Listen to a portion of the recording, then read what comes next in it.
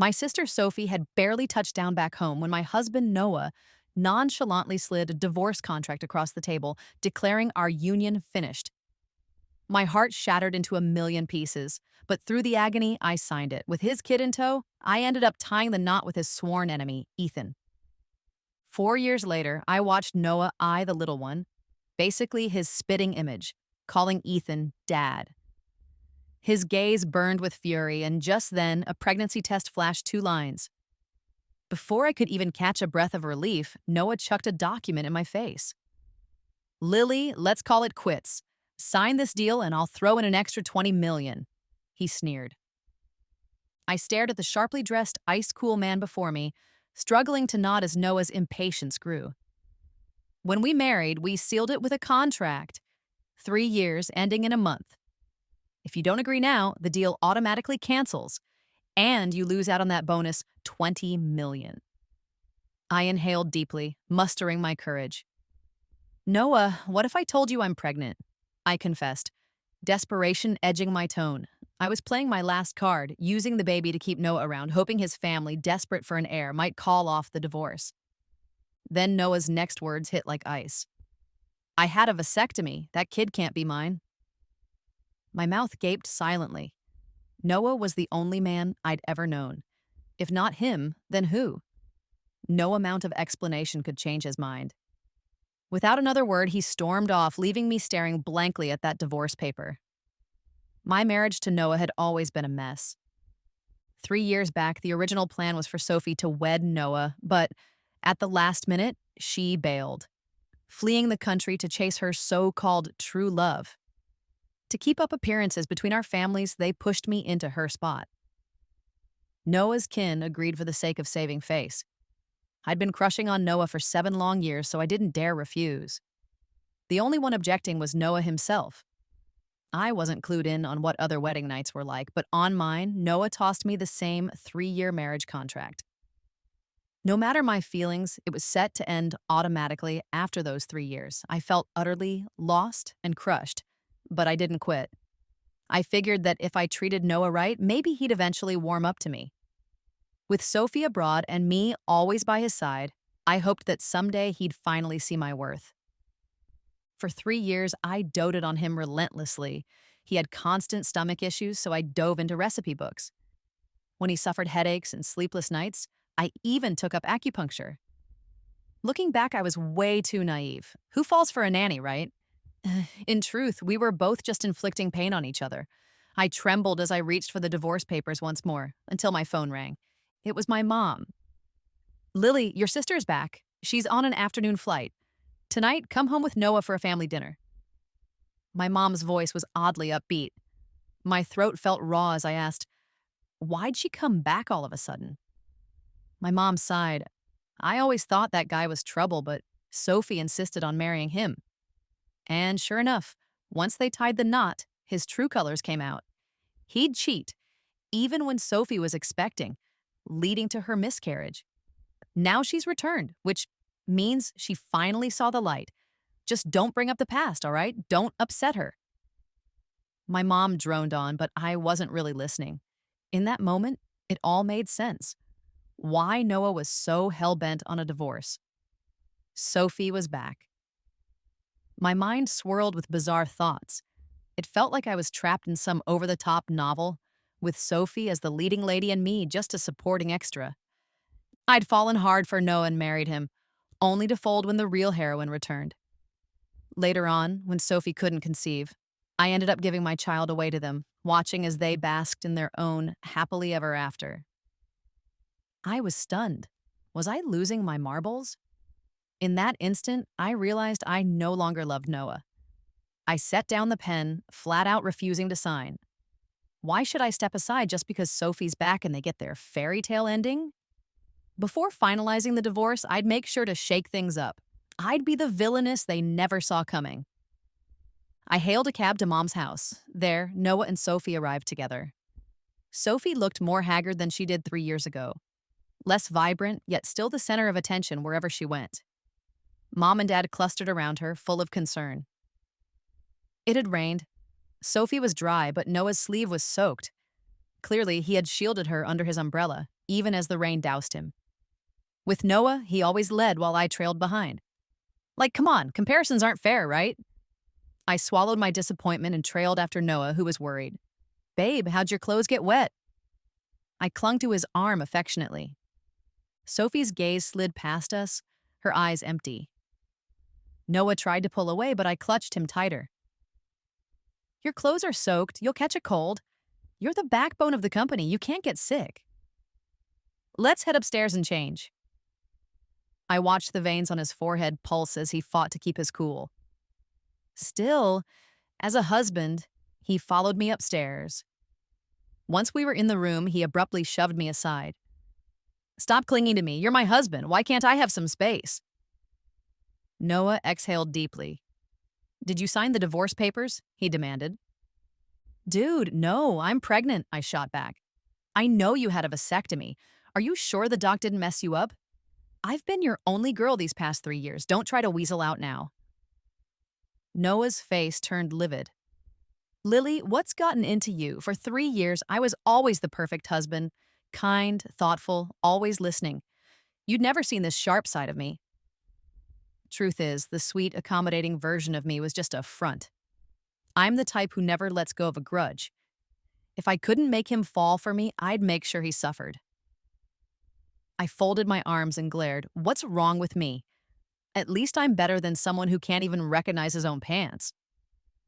Noah seethed so much he was momentarily speechless. Downstairs, I reverted to my gentle act, sitting next to Noah and acting all cute. Honey, I'm craving some fish, but it's too far. Could you snag some for me? He grumbled. My stomach's empty. Get me more, please. I bossed him around, and both Noah and Sophie looked upset. Maybe Sophie realized the guy who used to trail her around was now someone else's husband. Halfway through dinner, Sophie excused herself upstairs. Noah couldn't handle it anymore and bolted to the bathroom. My mom whispered, Lily, your sister just broke up. Acting like that with Noah might hurt her. I almost laughed. Our whole family had always orbited around Sophie. When Sophie ran off, they pushed me into her spot without a care for my happiness. Now that Sophie was back, she was the golden child. No one ever cared about me. I sighed, hiding the sorrow behind a forced smile. Mom, Dad, I'm pregnant, I blurted out. But before I could continue, I heard the crash of shattering glass. I looked up and saw Sophie standing there, empty-handed and shocked. Noah rushed out of the bathroom, grabbed my hand, and whisked us away. Back at home, Noah glared furiously at me. I'm really pregnant, huh? Isn't that worth mentioning? Ignoring his murderous glare, I retreated to the bathroom, replaying Sophie's shock and Noah's anger. Oddly enough, a strange satisfaction bubbled inside me. Maybe I did have a knack for playing the villainess. The next day, I slept in until the sun was high, already 8 in the morning, when I emerged to find Noah seething on the sofa. Noah's always been a fussy guy, even with his coffee. Normally, I'd have breakfast and coffee ready for him, but today I wasn't in the mood for pampering. Waking up late felt pretty awesome. And when I asked Noah if he was hungry, he didn't reply, just a loud stomach growl. I'm gonna order some grub, I declared. Noah stared at me in disbelief. Before the delivery arrived, he slammed the door and stormed off. I couldn't help but give myself a mental high five. Thank goodness I wasn't ordering his food. That afternoon, while I was enjoying a spa treatment, I got a call from Noah's assistant. Lily, the cafeteria food doesn't suit Noah's taste, so he skipped lunch. Oh, right, I always handled his meals too. He barely touches anything else. I just shrugged. Don't sweat it. When he's starving, he'll eat anything. Later that evening, I received a text, a picture from Sophie. It was a snapshot of Noah sporting a high nose and sharp jawline, slumped in front of a steaming hot pot. Sophie quickly retracted the message with a, sorry, wrong send. I snorted. My sister always got her way with just a flick of her finger, now using these sneaky moves. I wasn't sad. If anything, I was kind of pleased. In that photo, Noah sat in front of a massive hot pot, even though his stomach wasn't in the best shape, skipping meals all day. Noah sure wasn't built for spicy food, but Sophie loved it. Noah bending over backward for her would surely cost him. I had slept like a baby that night. When I woke up, my phone was blowing up with missed calls, all from Noah's assistant. Apparently, Noah had been hospitalized. I dragged myself up and made some porridge. After breakfast, I took the leftovers to the hospital where Noah was in a VIP room. I hadn't even reached the door when I saw him sitting on the bed, his face pale, eyes fixed on the door. When he caught sight of me, his expression soured and he looked away. I stepped in. "Lily, Noah's been waiting for you," the assistant said, grabbing the porridge from my hands. "Noah's been looking forward to seeing you, not me," he muttered. I slowly said, "This porridge smells amazing. No waste, right?" The assistant was stunned, and Noah's face turned blood red. "Get out!" he snapped. I couldn't help but enjoy the sight of his angry face. Once he cooled down, I left the room. Just then, a tall guy, with a face that could rival Noah's, swaggered in. I recognized him immediately. Ethan, Noah's nemesis. Always dressed to the nines, yet a total scumbag underneath. Whatever Noah fancied, Ethan was forced to step in. Ethan had even tried to play backup for Sophie a while back. Later, after I'd married Noah, Ethan had even hit on me. Sometimes I wondered if Ethan secretly fancied Noah. I glared at him and he leaned casually. "How's it feel, listening in out in the open, huh?" I stared blankly. "Stop calling me that, it's whack." "Scram, Ethan." Yet his eyes softened with some inexplicable tenderness. "That's the you I know," he murmured. I assumed he was just being slick until I accidentally stepped on his foot, making him yelp in pain. I walked away feeling oddly satisfied. I was definitely going to divorce Noah, and I wanted an extra $2 million just to rub it in his face and Sophie's too. But then, the baby in my belly gave me pause. After a few agonizing days, I finally decided to get rid of the pregnancy.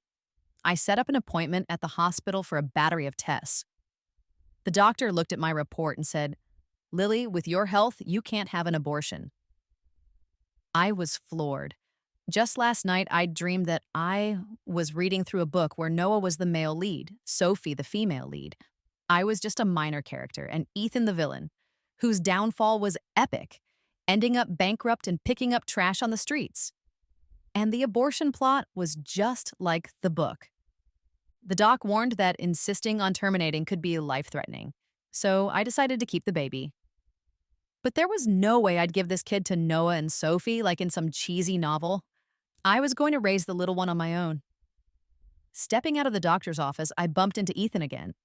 He eyed me, then glanced at the obstetric sign. "Lily, you're pregnant.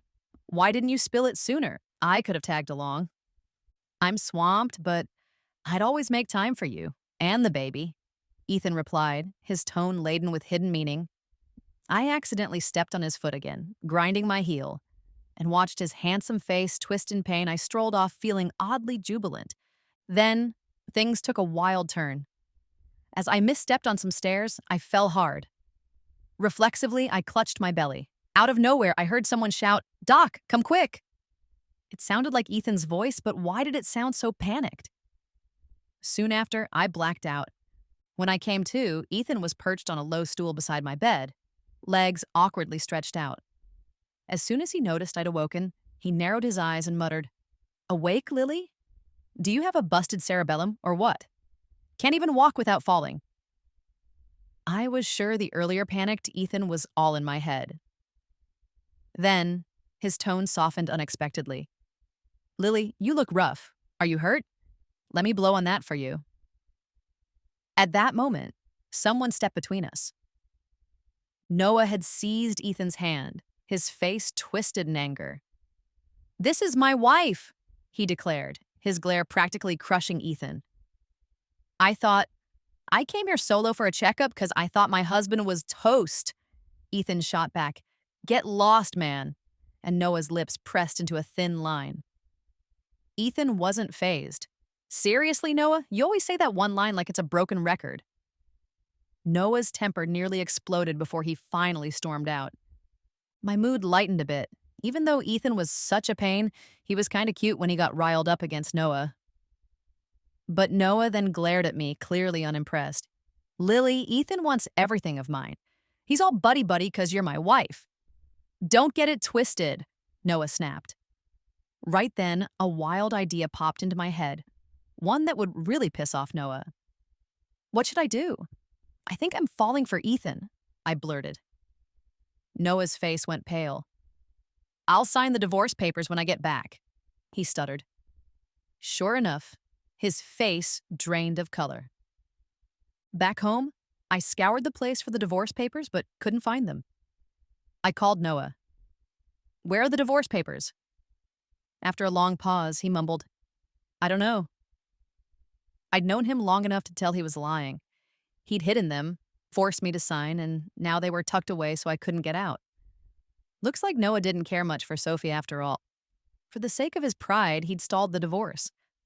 But that wasn't going to stop me. I wasn't about to let him drag this on forever. In the following days, I carried on with my life, eating, drinking, and planning my post-divorce future. I dreamed of settling in a small town, opening a tiny shop, and living simply. Then my mom called, summoning me home. When I got there, Mom, Dad, and Sophie sat around with solemn faces. As soon as she saw me, Mom grabbed my hand and said, Lily, I know you haven't been happy with Noah. He treats you like a maid. Her voice broke, and I couldn't help but chuckle inwardly. She'd always known. I used to think she just didn't care. Like when Sophie got a little bump and they rushed her to the hospital while my fever went unnoticed. It was clear they'd always favored Sophie. Maybe you should get a divorce, Mom hinted. I thought, if she's suggesting it, it's definitely not for my sake. She's got other motives. I glanced at Sophie. Yeah, Noah never really liked you anyway, Sophie said bluntly. I piped up. So you're saying we divorce and you marry Noah? Sophie didn't answer, but it was obvious what she meant. I looked at Mom and Dad. They all agreed. With no expectations, I rubbed my belly. If we divorce, what happens to my kid? Sophie cut in sharply. Don't act like it's not Noah's. He didn't call you out for the sake of saving face, so don't push your luck. It looked like Sophie couldn't wait. I whispered, 5 million, and she froze for a moment. What? I pressed, give me 5 million and I'll divorce Noah. Mom and Dad had always spoiled Sophie. 5 million was peanuts for her, but I needed it to raise my child on my own. The more cash, the better. I figured if Noah found out he'd been swindled out of 5 million, he'd be livid. Sophie gritted her teeth and nodded.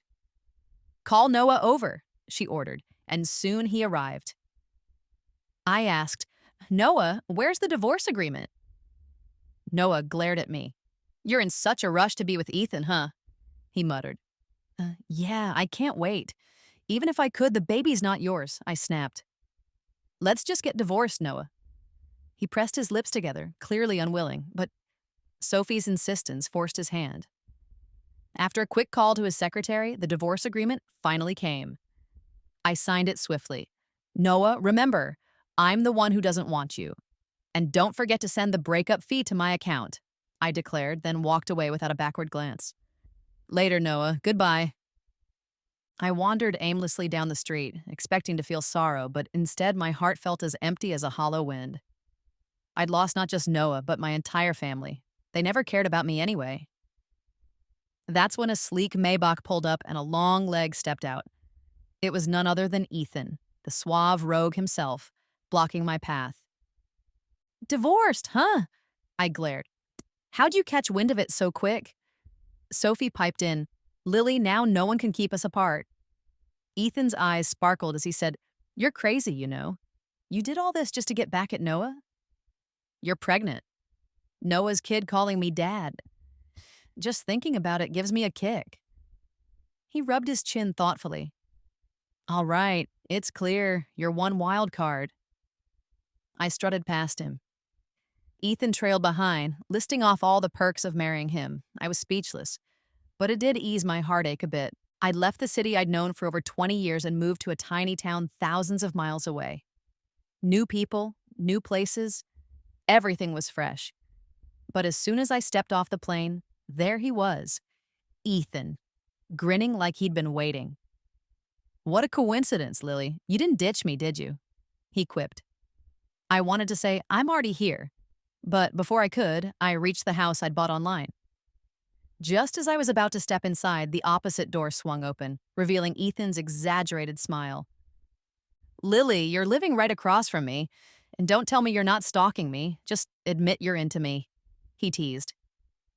I stormed inside, slamming the door with a bang. The house was move-in ready thanks to a cleaning service.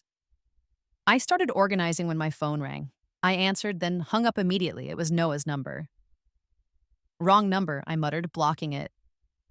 Soon after, another unknown number buzzed. Hey, I'm a friend of Noah's. He got smashed. Can you pick him up? I used to always help him out when he got drunk at parties, but now we were divorced. Call his secretary, I snapped, hanging up and blocking that number too. My blacklist was growing, and this was just the beginning. In the days that followed, people kept calling, saying Noah was in the hospital with a stomachache or a cold, or even that he'd been crying because he missed me. Total nonsense. I had already set him and Sophie up. I suspected they were trying to keep me from moving on. So I changed my number and created a new account. Finally, I had some peace. I opened a flower shop downstairs. Welcome, I heard someone say as I looked up and rolled my eyes. Ethan, dressed in a suit with flashy gold-rimmed glasses, picked up a bunch of roses. 99, I told him, quoting the price. After he paid, he handed me the flowers, but I didn't take them. Instead, he set them in the vase on the counter himself. Ethan was persistent. He was seriously trying to replace Noah as the father figure. Totally fitting for the main villain in this twisted story. And no wonder Noah once made him pick up trash. At first I resisted, but eventually I got numb. Then I heard a shout. Lily, your flowers have arrived. I rushed outside. Suddenly a car swerved out of control, barreling straight at me. My mind went blank until someone shoved me to the ground. It was Ethan, always the neat freak, even when taking out the trash. But now his gold-rimmed glasses were gone and his hair was a total mess. He looked awful, but strangely, I felt closer to him. Ethan, get up. Are you hurt? I asked anxiously. I'm not as clumsy as you, all right? I'm a black belt in Taekwondo. A little car can't take me down. He smirked. Then his handsome face twisted in pain. I think my leg's broken, he admitted. I quickly called an ambulance. While waiting, I saw his twisted leg, and my eyes welled up. So flustered, I nearly cried. It's just a small injury, I won't die, Ethan insisted, trying to act cool. Suddenly, he looked puzzled. Why are you crying, Lily? Don't cry. I'm really okay. Look, I can even jump. He attempted to rise, but I grabbed him. If you move, I swear, I'll cry even harder, I warned, and he immediately froze. At the hospital, the doctor treated Ethan's wound and ran some tests. Luckily, it was just his leg, only a minor surgery and about 3 months of recovery. I stayed with him throughout, even hiring a nurse. I visited him every day with home-cooked food. The same guy who'd wanted to leap earlier now, lay in bed like some fragile, delicate beauty. Lily, I need some water. My hand hurts. Feed me, will you? My shoulders are killing me. Massage them, he pleaded. I tried to ignore his constant griping, though his handsome face contorted with pain. My leg's killing me, he added. And for whom did all this hurt? I sat by his bed, massaging his shoulders, when suddenly Noah barged in. He pounded on the door. I looked up to see his face, dark with anger and lined with exhaustion. Without a word, he grabbed me and pulled me outside. Noah, get your filthy hands off my girl, Ethan shouted. Let go, or I'm going to fight you. Ethan struggled to break free, but I warned, stay put or no dinner for you, and then added, I'll have a word with Noah. Ethan reluctantly settled back onto the bed, and Noah's face darkened even more. We stepped outside. I asked, So, Noah, are you here to invite me to your wedding with Sophie? Noah replied hoarsely, I'm not interested in an ex's wedding, Lily. I never married Sophie. Then what do you want? I pressed. Growing impatient, I turned back inside. Lily, let's get back together, Noah finally blurted out, his voice trembling. I've been thinking about you nonstop. I dream about you. I realize now I love you. His tone then shifted to something hurtful. Why didn't you answer my calls? Even when my secretary phoned, you ignored him. For a moment, it seemed like Noah was baring his soul, but I just laughed inside. Sorry, dude. I don't love you anymore. I've found someone new. Just leave me alone, I snapped. Noah grew anxious. Lily, don't trust Ethan. He doesn't love you. He's just competing with me, he insisted. I shot back coolly. Do you really think you're in a position to talk? Noah, we're divorced. There's no coming back. Go find your Sophie. I turned and headed back inside. Noah lingered like a lost kid, but I felt no pity. Everyone must face the music for their choices. Noah's 26, not 6. No one's stuck in one place forever. Once your chance is gone, it's gone. Back in the room, Ethan's booming voice broke the tension. Lily, my leg hurts. Come kiss it. A kiss will fix it. I reached for his ear, teasing. Ouch, I meant your face, not my lips, especially not in front of everyone. A week later, Ethan was discharged. I kept a nurse on call for him for 3 months, visiting often. Eventually, the doctor said he should be walking freely, but his recovery was strangely slow. Despite his lean, muscular build, and once I even caught a glimpse of his 8-pack abs, it was baffling he wasn't back on his feet in 3 months. Lily, my legs are so sore. Come give him a massage, Ethan pleaded one day. Suddenly, he winced and jumped up. Lily, what's up with you? Stomach ache? I glared. I'm taking you to the hospital, I declared. Ethan's smile faltered.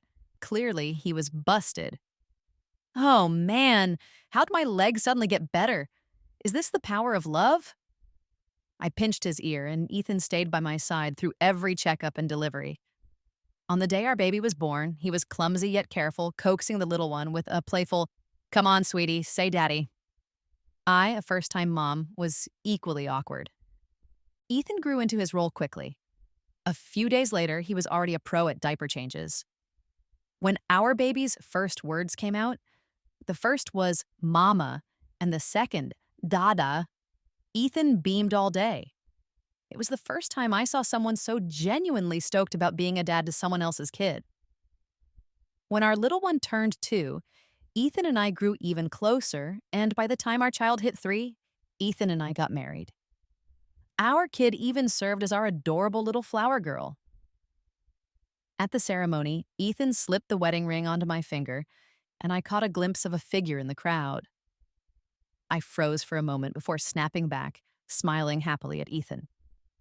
I'm so lucky to have someone who truly loves me, I whispered as I stepped out of the chapel. In a quiet corner, I saw 2 figures, a tall one and a little one. Nervously, I approached, only to find Noah handing a candy to a chubby kid who looked just like a mini Noah. The kid refused the candy with a childish, "Mommy, Daddy said don't take stuff from strangers." Noah stiffened, his eyes turning red. I clutched the little one's hand as Ethan walked over. I handed the kid off, saying, "Go play with Daddy," though Ethan hesitated, eyeing Noah warily. I reassured him, "It's all good." Only then did Ethan take the child away.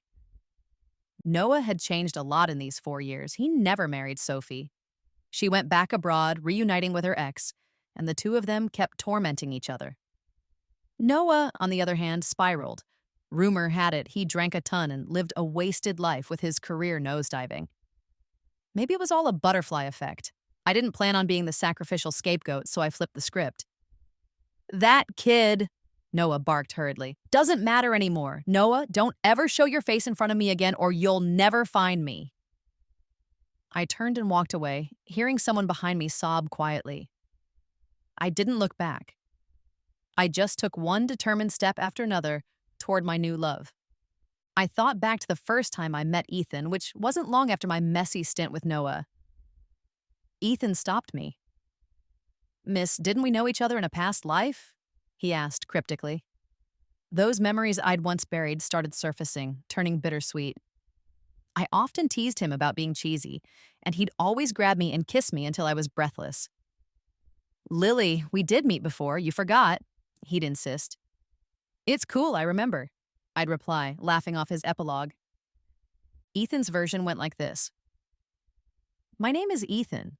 I had a childhood sweetheart named Lily. We grew up together, same kindergarten, same elementary, same high school. When we hit college, she ended up at a school in the South. And no matter how hard I tried, I could only get into a school in the same city as hers. I'd take a few hours bus ride just to see her. Those hours didn't matter as long as I could be with her. In junior year, I saw her less, because I started a business to make some cash.